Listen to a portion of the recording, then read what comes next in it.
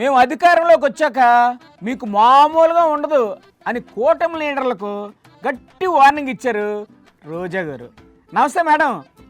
చెప్పండి. ఈరోజు Chandrababu Naidu, Pawan Kalyan, home minister Anitha గారు, లోకేష్ గారు చెప్పాలి దీనికి ఆన్సర్. వాళ్ళు ఏం ఆన్సర్ చెప్పమంటారు మీకు? 11 సీట్లు కడప ఎమ్మెల్యే అని కిండల్ చేసిన వీళ్ళకి జగనన్న జిల్లాల పర్యటన వస్తే ఎందుకు తడిసిపోతుంది? వాళ్ళకేమీ తడిసిపోవడం లేదండి.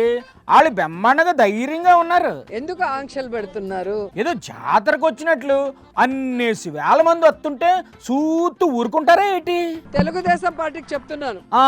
ఏంటి చెప్తున్నారు? ప్రశాంతి గారికి ఏదో జరిగిపోయిందని అన్ని ఛానల్లో డిస్కషన్ పెట్టి ప్యానెల్ మీటింగ్లు పెట్టి మళ్ళీ ప్రసన్న కుమార్ రెడ్డి ఇంటికి పోయి ఆయన ఇల్లు డ్యామేజ్ చేసింది మీరు అందరూ చూశారు. అవును, చేశారు, అందరూ చూశారు. పోలీస్ స్టేషన్ లో వెంటనే కేసులు పెట్టారు. నా విషయంలో అంత వల్గర్ గా మాట్లాడుతుంటే ఎందుకు పోలీసులు కేసు పెట్టట్లేదు?